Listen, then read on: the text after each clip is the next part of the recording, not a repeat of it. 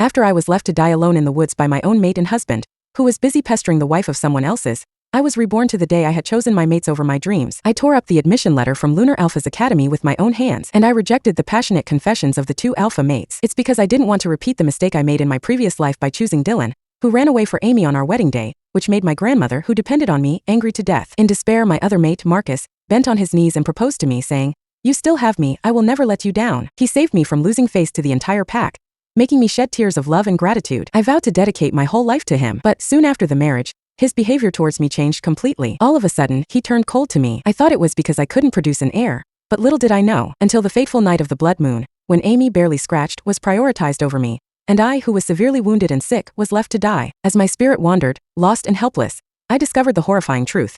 My life had been a twisted game of loyalty and deceit between Dylan, Marcus, and Amy. They had forged a pact, leaving their pack's inheritance and future to Amy, and to ensure their loyalty, they had secretly had my womb cursed, rendering me infertile. In this new life, I vowed to break free from their manipulation and forge my own path, unshakable by the shackles of their betrayal. The moon, once a symbol of my torment, now illuminated my journey toward independence and self-discovery. I lay on the cold, damp ground, my vision blurring as the life was draining out of me. I could feel my heart slowing, my breaths growing shallower. I was dying, and I knew it. But even in my final moments, I couldn't help but feel a pang of anguish as I watched the two people I loved most in this world tend to another woman's minor injury. Dylan, the alpha who had once promised to love and protect me, was gently cleaning Amy's scraped knee. His eyes were filled with concern, his touch tender. Marcus, my mate and supposed husband, was holding Amy's hand, speaking softly to comfort her. Meanwhile, I lay here dying, alone, unnoticed. I tried to speak, to call out to them, but my voice was barely a whisper. I was nothing more than a faint shadow in their eyes, a mere afterthought. As if it was not enough that they even dared to scold me, saying loudly, "It's all your fault, Bella. Who told you to visit your grandmother's grave alone and got attacked by the rogue wolves? See,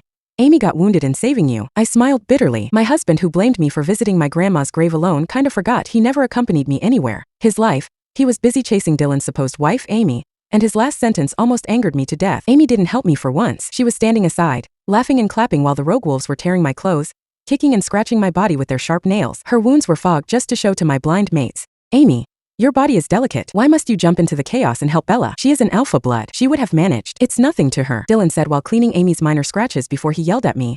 "Why are you lying there, Bella? Stop pretending to be injured. We know your wounds heal faster than Amy. Come and help Amy. Don't just lay there idle." It's true that I was an alpha while Amy was not, but she was not as delicate as they were considering her, and I might have fought and remained unharmed when facing one or two rogue wolves, not against 4 strong rogue werewolves who were hired to rape me. I could only save one thing, my life or my pride, and I chose the latter. But I could not explain these to my two blind mates as I was laying lifeless. They wouldn't listen to me either. A bitter laugh escaped my lips, and I felt a pang of sorrow. I had given them everything, my heart, my soul, my love, and this was how they repaid me, by ignoring me in my final moments. I closed my eyes, feeling the darkness close in around me. I was nothing to them, nothing but a disposable pawn in their game of love and loyalty. As my life slipped away, I knew that I would never forgive them for this betrayal. Never. When I opened my eyes, everything felt like a nightmare. My mate's betrayal, my sufferings, the terrific death of my grandmother and mine.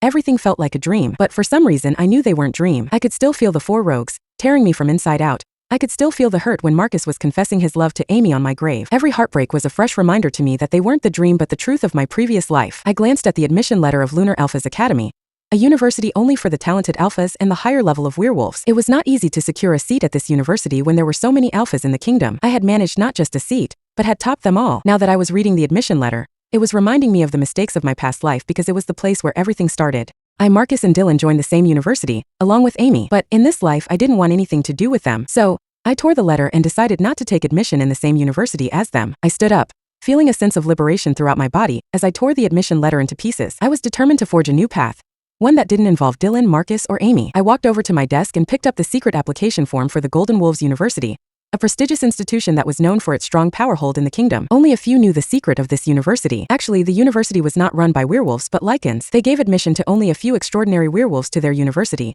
and then they would be one of the lycans, unshakable and unreachable by the other werewolves. I had always been interested in this mysterious institution, and had worked my ass off to get admission in it, only to reject their admission letter in the end just because my mates were going to the Lunar Alphas Academy. In my previous life, I had put my dreams on hold to pursue a relationship with Dylan and Marcus. Not this time. This time I was going to prioritize my own goals and aspirations. I was going to build a life that was mine alone, free from the manipulation and betrayal of others. As I filled out the application form, I felt a sense of excitement and anticipation. I was taking control of my life, and I was determined to make the most of it. When I finished the application, I sealed it in an envelope and put it in my pocket to post it to their head office. I felt a sense of satisfaction as I checked all the documents I needed to send along with my admission letter. I only needed to receive the character certificate from the college I passed out. I was heading towards the dean's office when I received the same text from Dylan and Marcus. They were urging me to meet them outside as they had a surprise for me. I already knew what surprise they were to give me, thanks to the sufferings of my previous life, and I was not interested in it at all. So, I ignored their text and continued walking towards the head office to collect my character certificate. As I walked down the hallway,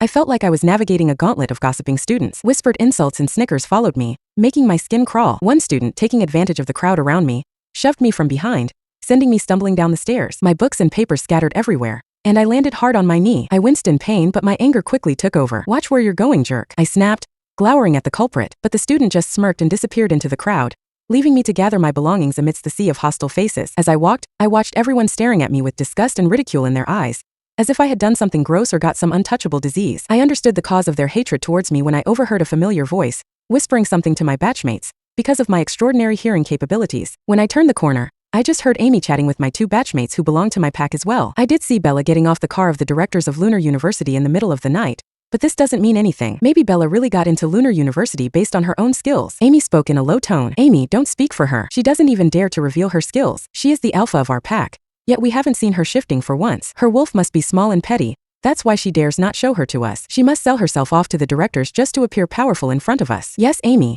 You are always deceived by her because you are too kind. A woman with such a scheming mind like her can do anything." I had researched the Golden Wolves University a lot and I knew they were always interested in mysterious wolves. That was why I never revealed my skills in public. Not even Dylan and Marcus were aware of the power I possessed, even though I had always been mocked and bullied for being a lowly and powerless alpha. Unexpectedly, this became an excuse for Amy to frame and spread rumors about me. And my two pack members, they knew how hard I studied to control my powers for my grandmother. I remember how many pack members I had hurt when I first shifted into my wolf. These two pack members were also in them and had seen the size of my wolf was huge. Yet they believed that I needed dirty tricks to get admitted to the university I ranked top. I smiled bitterly and comforted myself that it didn't matter. After I officially entered the desired university, all my identity information would be hidden. By then, I could completely cut off my relationship with them. No need to listen to these hurtful words. No need to live foolishly in lies and deception and end up with a miserable death. I pretended not to hear anything and walked in front of the three people. I received my character certificate and then went to see my two mates. "What do you want to talk to me about?" I asked. "Bella, I have great news. All of us passed the entrance exam in Lunar University. We can be in the same university again in the future. Your efforts over the years have not been in vain." I raised an eyebrow, feigning surprise. "Really? Congratulations to you both.